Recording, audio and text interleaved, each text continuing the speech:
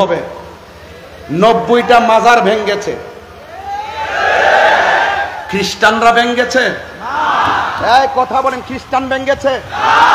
ইহুদিরা ভেঙ্গেছে? হিন্দুরা ভেঙ্গেছে? কারা ভেঙ্গেছে জবাব দেন। কারা ভেঙ্গেছে জবাব দেন।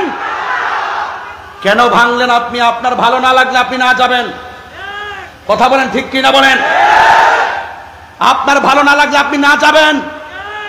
যেহেতু এই দেশের মধ্যে ইসলাম আনছেন আল্লাহর ওলিগণ, সেই আল্লাহর ওলিদের মাজার আমরা জিয়ারত করতে যাই। জিয়ারত করা সুন্নতে রাসূল, আমরা জিয়ারত করি। নবী জিয়ারতের কথা বলেছেন, আমরা ওলি আল্লাহর উসিলা করে আল্লাহর কাছে বলি। এটা কোনো দলিলের বাইরে নয়। মাথা ব্যথা হয়েছে বলেই গলা কেটে ফেলে দিবেন না। কোন মাজারে যদি অসামাজিক কাজ হয় আমরা প্রতিহত করব। কোন মাজারে আশেপাশে যদি কেউ অন্যায় করে আমরা তা প্রতিহত করব। আপনি মাজারটা ভাঙলেন কেন? 90টা মাজার ভাঙলেন কেন? তার মানে বোঝা গেল আপনার মাঝে ওই মুনাফিকের চরিত্র বিদ্যমান আছে। কথা বলেন ঠিক?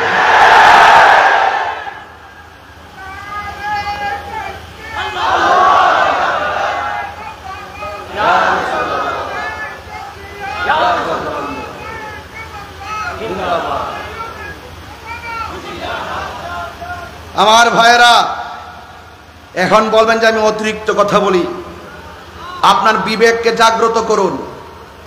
বিবেক হলো সবচাইতে বড় আদালত। বিবেক সবচাইতে বড় আদালত।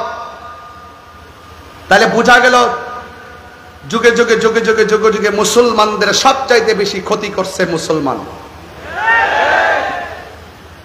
ওয়াজ বুঝেন তো?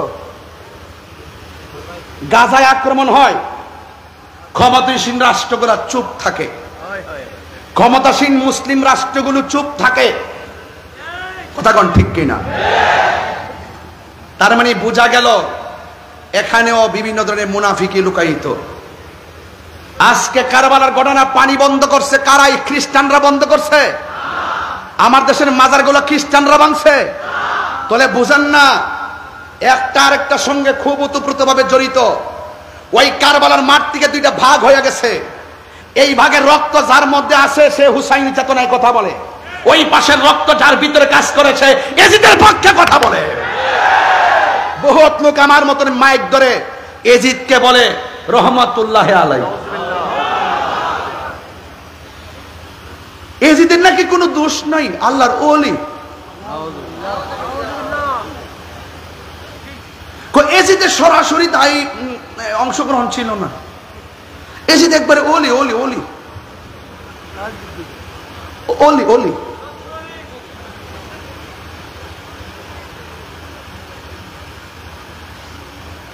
যারা এজিদ প্রীতি কথা বলে, যারা এজিদের বন্দনা গায়, তাদের ভিতরে ভেজাল আছে।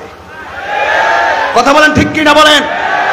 এই কারবালার, আমার কথা কি বেশি করা হয়ে যাচ্ছে নাকি? আবার আমি তো ব্রাহ্মণবাড়ির মানুষ, তো ওই আমার ব্রাহ্মণবাড়ির প্রশাসন আমার ভাই আপনাদের এলাকায়, তাই এই জন্য আমি খাইতে বসে বলছি যে ভাই আমরা রক্তটা একটু ভিন্ন, আমরা তো হক কথা বলতে ভয় পাই না, এটা স্বাভাবিক ব্যাপার। আমি আমার বাপকে নিয়ে এখন কথা বলবো না, আমার আধিপত্য নিয়ে কথা বলবো না, আমি হক কথা বলবো। আজকে কারবালার ঘটনাটা যদি খ্রিস্টান ঘটাইতো মনটাতে বুঝ দিতাম রে। মুসলমান মুখে দাড়ি আছে, মাথায় পাগড়ি আছে, ফুরাতের পানি দিয়ে উযু করেছে, আবার জামাতের সাথে নামাজ পড়েছে, কপালে দাগ ফেলে দিয়েছে, আবার তারাই ইমামে আলী মুকামের গলার মধ্যে ছুরি চালিয়ে দিয়ে মরুভূমির বালিকে ভিজিয়ে দিয়েছে, আর আপনি বলবেন তাদের দোষ নাই? এটা হতে পারে না, এটা হতে পারে না।